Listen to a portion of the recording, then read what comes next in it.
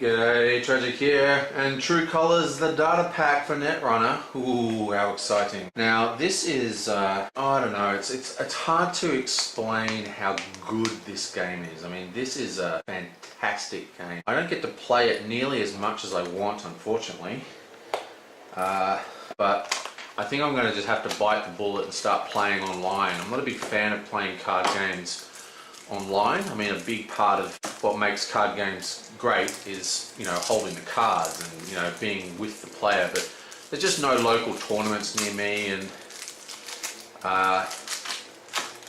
yeah, I just have to travel quite a distance to be able to deal with this. Right, let me get the camera zoomed. Okay, I'm set up. Now, let's have a look at this. First thing, we're going to have Keyhole, which is a runner card for Anarch, and it's a 3 influence, which is quite expensive. Let's check it out. It's a program. Click. Make a run on R&D. If successful, instead of accessing cards, look at the top 3 cards of R&D. Trash one of those cards at no cost, even if it cannot normally be trashed. Then the Corp shuffles R&D. Well, this is an extremely strong card. I think trashing is greatly underused. I actually quite like playing with Wizard, who's basically the trash king. See, a lot of corporations use assets as money drains. They place out an asset card. It wastes a click to check and see what it is, and then you have the choice of spending your hard-earned creds to destroy it, or the Corp just starts gaining credits every turn. So being able to trash cheaply with Wizard is a really powerful effect. Now, the harsh thing about this card, of course, is that if you see a lush, juicy agenda, you can't take it. And not only can you not take it, it gets shuffled into the deck where it's then lost. Now, this sounds terrible, and it is bad in a lot of ways. I mean, a lot of Netrunner is about racing against the clock. You know, the slower the clock, the more powerful the corporation gets. But actually, in this game, also the runner gets more powerful as time goes by. So the clock isn't as much of a problem as some people make out. Still, either way, what I do like about this card is that it allows you to destroy heavy cost, really powerful event cards, really powerful ice, really powerful things that the corporation will want to use. And it doesn't matter if the agendas are reshuffled back in the deck if the corporation can no longer protect those assets because you've destroyed his deck. And that is where the power of this comes. It is a type of mill. This is another mill card for Anarch, but instead of milling straight into the discard pile, all the card, you know, but instead of milling to try and gain agendas, you're milling to destroy their deck, or destroy their board, I should say. And because they have a destroyed board state, they're drawing more into their hand, they're unable to protect things. This is an interesting card, and I think is the basis of a deck we haven't actually seen yet. Well, at least I haven't. It's interesting. I like it. It's expensive though. Okay, more Anarch. Activist support. This is a resource which can be targeted. 2 influence, 1 cost. When the Corp turns begin, take 1 tag if you have no tags. When your turn begins, give the Corp 1 bad publicity if he or she has no bad publicity. Okay, so this is an interesting card. When the Corp turn begins, I mean, that's pretty heavy. So what this is saying is you start every corporation turn with a tag. I mean, that's crazy. Is that crazy? That seems really strange to me. It does give them a bad publicity, but it's only 1 bad publicity. It's like 1 credit. Costs 2 credits and a click to remove a tag. Plus, they get the tag in their turn, so they can use it to do all sorts of things that require tags. Destroy resources, destroy any resource, not just this one. Yeah, I'm not sure I understand the point behind this card. I have to see it run to really take advantage of this.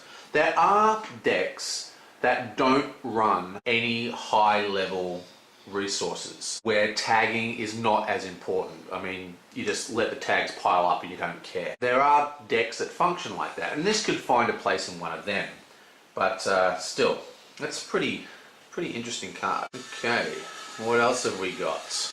Lawyer Up. event to double. As an additional cost to play this event, spend a click. So this costs 2 clicks and 2 credits. Remove up to 2 tags and draw 3 cards. Wow, that's interesting. This is an interesting card. I do like the theory behind this card, so to speak. But let's just really look at what's going on. 2 tags, 2 clicks, and 2 credits. So it is cheaper if you're going to be getting rid of 2 tags, obviously. Because getting rid of a single tag is 2 credits and a click. So for an extra click, you get rid of an extra tag. Now, in theory, this sounds all great. But the thing is, this is a dead draw. This is a card that unless you're getting rid of 2 tags, it's completely dead in your hand. Unless you just happen to have the tags on you at the time, you want to draw any other card in your deck besides this card. So it's not really as good as you think. I mean, it looks good on paper, but when you think about the application of this card, it's like, it's actually not that cool. The drawing the 3 cards is quite powerful, obviously. Now, it's remove up to 2 tags, which means that you can do it even if you have no tags, and it just becomes 2 credits for 3 cards. And there lies in the power. It's actually the card draw, not the tag removal, that makes this card worth it. So what are we looking at? We're looking at a 3 card draw. It's basically a diesel for an extra credit in Criminal, who are not really short on credits. So this is like an extra 3 card draw for Criminal. Not bad. The tag thing and the extra credit thing is pretty harsh. So I can see why it has the 3 card draw, because without it, it would be just not playable. But as a 3 card draw in Criminal without using influence to splash into things like Diesel, yeah, interesting. That's actually a pretty cool card. I kind of like that card. I like that it's multi-purpose. The extra click is quite expensive. Okay, so what have you got now? Leverage.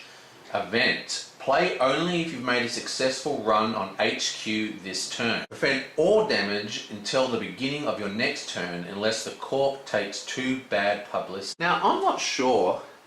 Do corporations have a lot of publicity removal yet? There was a while ago, at least, where there was none at all.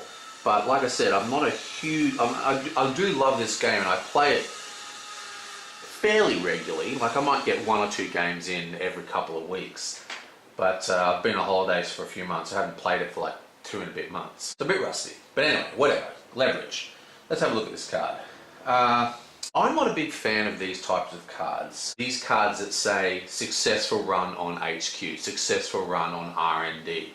I'm not a big fan of cards that say grab a second card if you run on R&D, grab a second card if you run on HQ. And the reason why is because you're telegraphing the design of your deck. You're saying, if you play this card early, then they know that one of the whole focuses of your deck is going to be attacking HQ. And that gives the corporation less space, you know, to build up their defenses. They know where to build up their defenses. And there's a lot of cards like this in runners, in the runner factions, that are kind of specific and kind of telegraph the way the deck is designed. And I'm not a huge fan of them. I much prefer to have flexibility in my decks where I can do anything I want. Now, of course, the problem with flexibility in deck design is that it reduces the power of the design. Like, the more things it can do, the less it can do individual things really, really, really well. So it's a balancing thing going on. But this card, I don't know. Not hugely interesting to me. It telegraphs, it also relies on the corporation having damage that turn, and remember, it doesn't save you from damage this turn, it's at the beginning of the next turn. Oh, until the beginning of the next turn, big part. Still, it's an interesting card, and it will allow you to just burrow through what the corporation would consider safe locations. You know what I mean? Like, they've got up a wall of thorns, or they've got up something that's going to do damage, you know, or they think, oh, whoops, you just grabbed a snare or whatever. And I don't know. I don't think you can actually rely on this card. This is the kind of card that not only does it telegraph your deck design, as in you want to run HQ, it also requires action from the other player. And if you're going to take damage, why would you not just say, well, I'll tell you, I'll give you the publicity and actually damage you? Is it better for the runner to have 2 extra credits when they're doing their runs? Possibly 6 actually, if you get them all out. 6 credits unlimited is actually pretty powerful if you get all these leverages out. You know, I'm actually talking myself into liking this card more than I did at first glance. Still, I don't know. It just seems... I'll have to play this one running it. I know for a fact a mate of mine who I do play with, he's really into Jinteki damage decks. And this could really take him by surprise, but I don't know how often I could take him by surprise. You know, you just go, well, look, I've got the cards. I'm just going to run at the thing, take the damage. He's going to take 2 publicity to cause the damage. Boom, I've got 2 infinite recurring credits. And I think that's where the card is designed, to tunnel through. Interesting. I think this is actually a very interesting card, and I'm going to have to play with that to really get a grip on it. But I kind of talked myself into liking it during that little spiel. Okay, so we've got another criminal. This is a 3 influence for 7 cost. Wow. It is a program, Icebreaker. Break 1 sentry subroutine and give it 1 strength. So, wow, it's 2 strength. It's an efficient Icebreaker, I'll give it that, but 7 cost? That's expensive. Way expensive. Interesting. I think you will save money in the long run using this over the other sentry breaker that they have, not including Femme Fatale, which is 9 credits to put down. Still, 7 credits, 9 credits? That doesn't fill me with much joy. It's interesting, but not too interesting. Okay, hardware, another chip. When you install an Icebreaker, that Icebreaker has +1 strength until the end of the turn. Okay, so this is only a 1 influence, and I can already see there's actually quite a number of cards coming in that allow bouncing, you know, cards coming in and out of play at action speed. Think Personal Workshop, and there are others. So this could actually be, you know, you have these on the table, so you have like 3 of these on the table, it's like +3 strength to whatever you're bouncing out of Personal Workshop. I mean, and the other ways you can bounce cards in and out. I mean, there's some surprising... I think this is actually quite a cool card, but it would require specific circumstances in your deck build. I don't know whether it will be more expensive. Like, is it better to go for something like this, or is it better to just put into your card resource generation to pump up your strength the normal way? Because those resources are able to deal with a lot of things. I mean, you can use resources for everything, but you can only use this plus strength for one thing. Interesting card. Doesn't fill me with a lot of love, but I do like it. Ooh, pretty. What's this one? Sharpshooter. Break any number of destroyer subroutines for trash costs. +1 credit for 2 strength. Now this is an Icebreaker, and have I seen that before? It's got a trash cost instead of a credit cost to break the subroutines. Interesting. So I think you still need to, you know, pump the credits, pump the strength to match the ice, and then you can do the trash to break. I quite like this card, but like I said, I haven't been playing because I've been on holiday, and I don't play as much as I do with Cthulhu and Lord of the Rings, so I'm really not aware of how full on the destroyer subroutines are. It really depends upon what ice, how much this ice gets into multiple types of decks. You know, is the destroyer ice on influence cost cards that can be all over the game? You know, it's again very, this is what I was saying before. Cards that have very specific purposes are often quite powerful, and if you run into those circumstances, you crush. Or if the combos fire, you crush. But at the same time, this card is specific. It doesn't allow you to deal with multiple situations. You come across an ice that is not destroyer, useless. Okay, interesting. And remember, card draw is a phenomenal thing in this game for runner, because you have to pay a click to draw. Well, corporations technically have to pay a click as well, but it's automatic. The runner has to choose to draw, and a sign of a bad runner is someone who forgets that he's got to draw. And they start going, oh, I can't do anything, I can't do anything. Well, no wonder you can't do anything. You haven't drawn a card for 4 turns. Anyway, let's see what else we've got here. Capstone. Hardware. More hardware. Trash any number of cards from your grip. For each trash card of which you have another copy installed, draw 1 card. Wow, that is awesome. I love this card. One of my biggest hates in the LCG, well, it's not a hate. One of the things that annoys me now, that's too strong a word. One of the interesting things about deck design that can kind of be frustrating in the LCG is that they are so liberal with unique. Like any card in the LCG that has one of these little dots is unique, right? And it's very, very, very common. And often the best cards are unique, you know, because they're limiters. It's a limiting effect to weight the card down a little bit. And what's frustrating about it is that you build this deck and then you end up with a hand full of junk that you can't use. This card completely gets rid of that. You just play this card and then bang, any junk card is automatically replaced. Does cost a click though, but then again, it costs a click to draw a card anyway. So what exactly is the advantage of this? Well, the advantage is, of course, that if you're keeping your hand at max value, you can still draw without having to discard. But if you've got max draw, you have to discard anyway. So it's a weird card. But of course, it's the other side of the card, which is as many cards as you want. So you do keeping time or whatever the hell that card is, it makes you draw 5 cards. You could then discard 4 of them and then draw another 4, all for 2 clicks. I mean, very, very powerful. And this is the kind of card that I think is really going to change the speed of runner decks, allowing you to sift through those decks and allow people to put in a lot more of the really powerful, unique cards without having to worry about their hand getting glutted and then, you know, not being able to do anything. I like that card. I think that's very cool. Okay, so this is first neutral. When your turn begins, lose a click.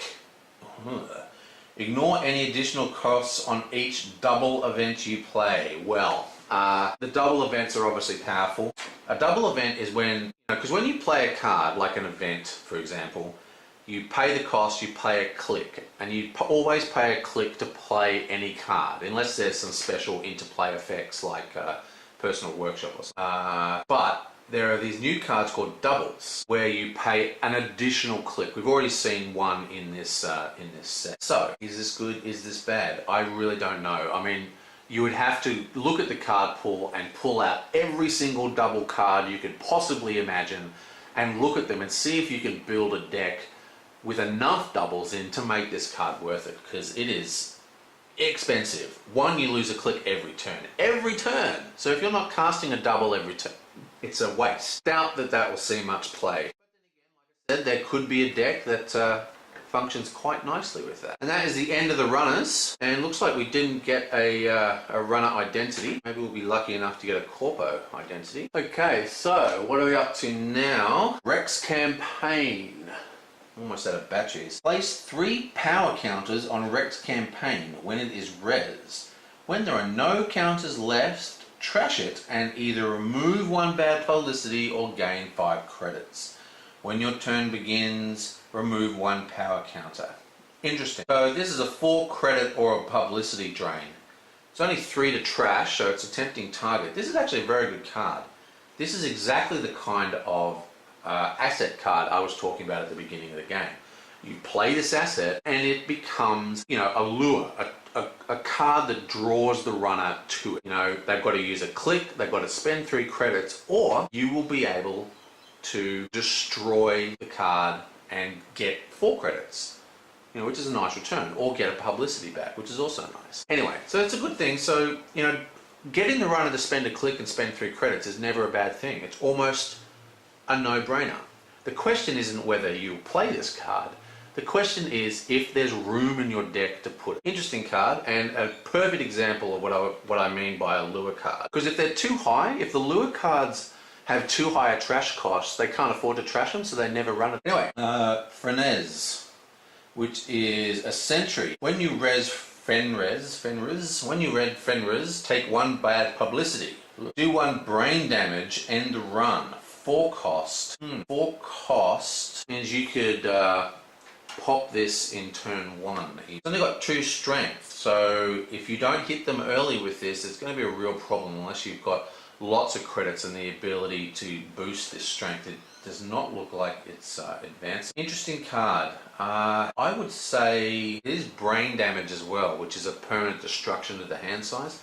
This is an interesting card. This is the kind of card, and of course if you have publicity removal like so, it definitely is better. Interesting. 2 influence and HB. I don't know. Undecided. I think that's a pretty cool card, but it's not. Doesn't fill me with a lot of lust. What's next? Install only in the root of HQ. 1 credit. Draw 1 card. Use this ability only during a run on HQ. What's the timing on this one? I would say you would need to pay that credit before they access the card. So they complete the run and then they'll be able to access the card. This is an interesting card.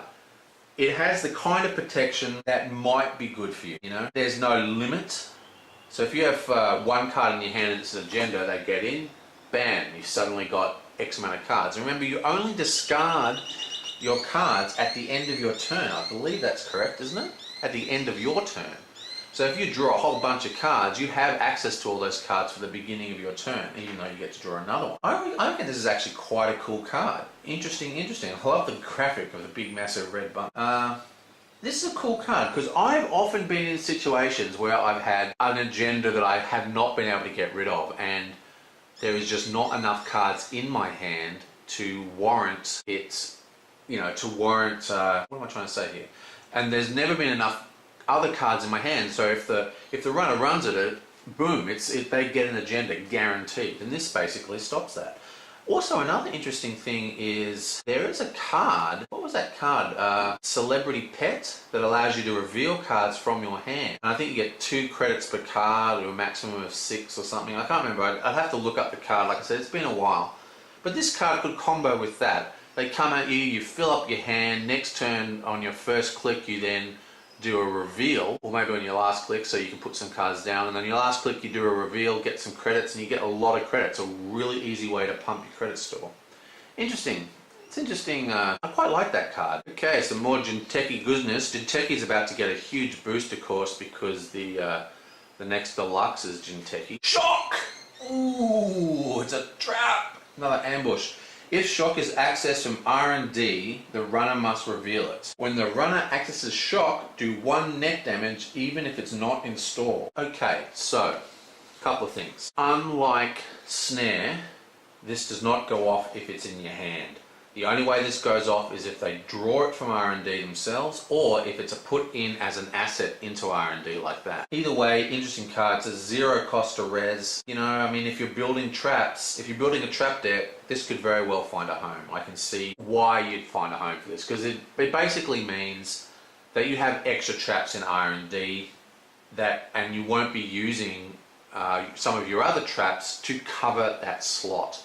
It gives a targeted specific location for a set of cards in your deck, and I like that idea. And I do like the trap deck, the Jinteki deck, where you have like basically no ice or almost no ice, you know. So you just have like, you know, tons and tons of servers. So it's sort of like a shell game. Interesting. This is an interesting card. I like this card. I do love trap cards. I think the limiter on it of only coming from R&D is actually a good thing. I like it. Now, note that it does not have a trash cost. So this stays in play after it goes off, unlike some of the other traps, which means it's like electrifying the R&D. So unless they pay the two to you know, trash it, they're always going to have to be hit by the shock. That's very, very cool. It is net damage, of course, which is quite easy to block nowadays, but whatever. What have we got here?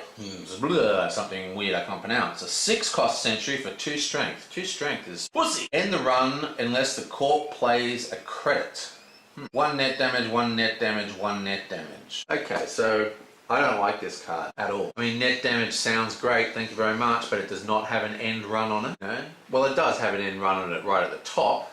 You know, if we want to pay a credit for it. Still, 6 for 2 strength, a 2 strength sentry. I mean, how is the runner not going to break this? I mean, unless you're hitting them in early game, and in early game, are you going to have 6 credits? 7 credits, I should say, because you need to res it and you need to pay the extra. This is an interesting card. I do like the way that it's got sort of like a variable subroutines on it. You know, like you start with 1 subroutine. Still recording? Yep. You start with 1 subroutine. Start with 1 subroutine and they work out their prices, but actually it could cost 3 more subroutines to get through. Interesting, but not a big fan of that. It's a 2 influence cost. Woo! Beautiful! It's an ambush agenda. Nice. Kind of like Brain Trust, whatever the hell it's called for Jinteki. It's a 3 to res, 1 point agenda. If TGTBT is accessed from the RD, that's silly.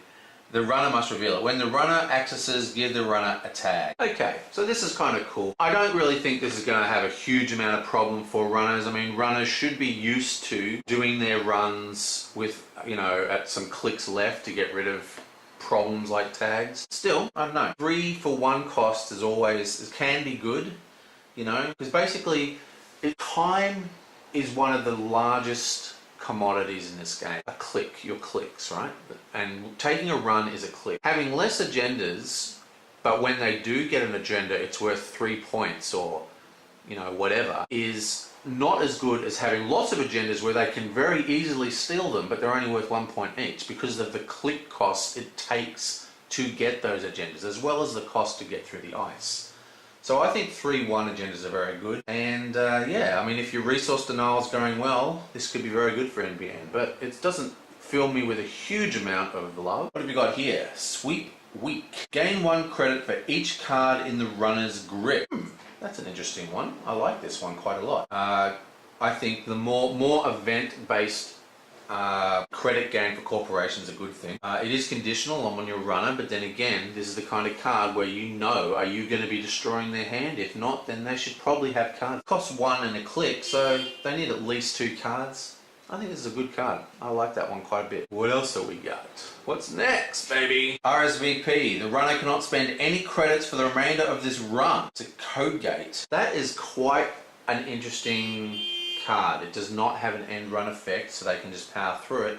But then again, if they can't spend other credits, how do they get through the ice behind it?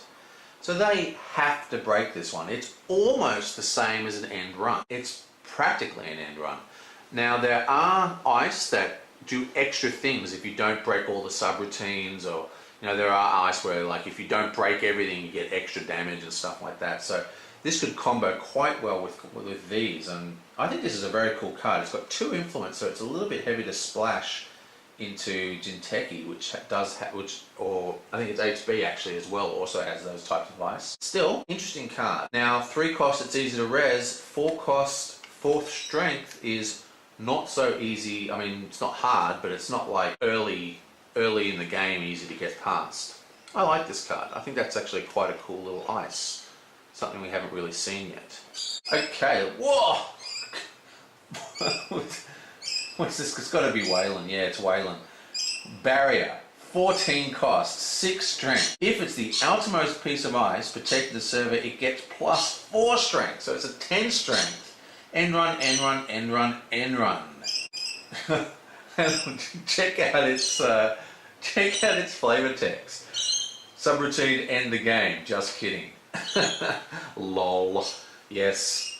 Well, Wayland, 14 credits. I mean, that's insanity, isn't it? But there's things like AI and all that kind of stuff that allows you to res things. So this could be. It's not that bad. I think it's. Is it Jinteki that has the reordering card where you can, shuffle your cards in the server? Interesting. The problem for me is that I'm not a big fan of high-cost ice. I mean, I definitely know there's decks that function very, very well with high-cost ice, and the occasional one's good, so especially in Wayland.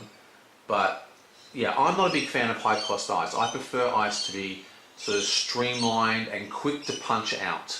You know what I mean? I prefer a large structure of ice than small ice that's hard to get through. Interesting card. That's the kind of card that I would probably never play with, but I would see other people play with it and then I would reevaluate it. So it's not the kind of card I like. I'm just not a big fan of high cost ice. I prefer, ice that are cheap enough to put lots of it out and really create choices for the runner. Because you don't want ice to be so concentrated that the runner knows exactly what's going on. So much of this game is about bluff. It's about fooling the other player. And having cheaper ice in more locations spreads the runner's focus. which is the exact opposite of what cards like that do. Punitive Counter-Strike. Punitive, now that's a pretty awesome word. Black Ops Operation, trace 5. If successful, do meat damage to the runner equal to the number of agenda points on agendas he or she stole during his or her last turn.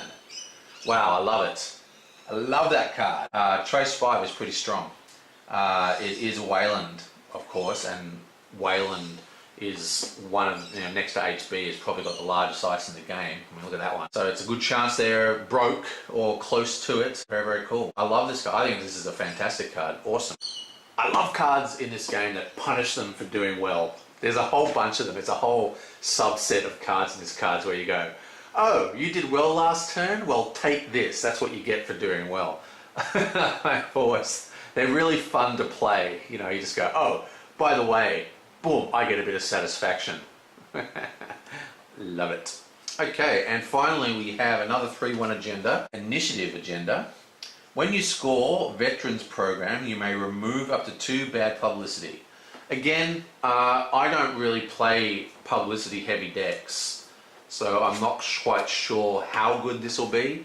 But if you've got a deck that gets strong publicity, bad publicity, then why would you not use this card?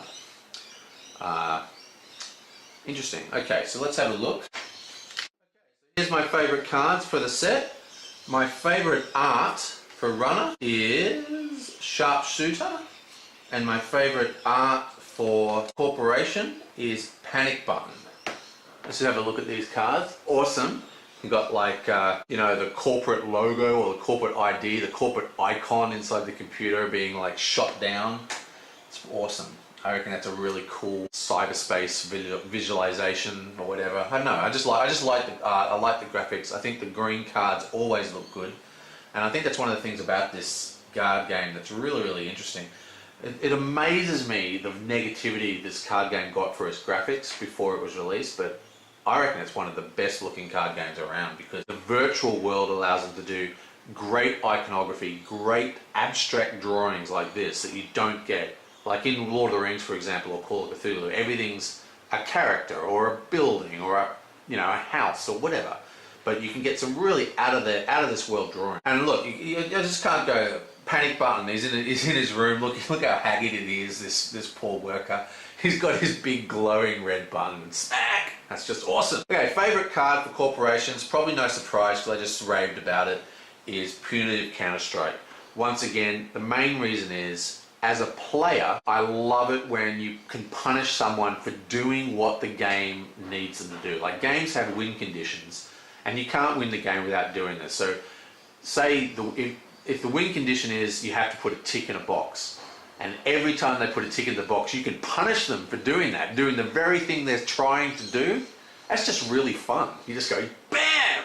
And it's also good because when they score an agenda, you're like, you feel bad. You're like, oh damn, I'm so frustrated, I just got scored against. But now you can actually get some satisfaction out of it. Great card. Absolutely love all the cards in the game like that, and there's a whole bunch. I love them all. Now this one might surprise people because I kind of ragged on it when I first saw it, but the more I think about it, the more I think Lawyer Up is actually quite a good card. 3-card draw inside Criminal is the real draw on this card. The 2 tag removal is just gravy. Now the second click is a problem.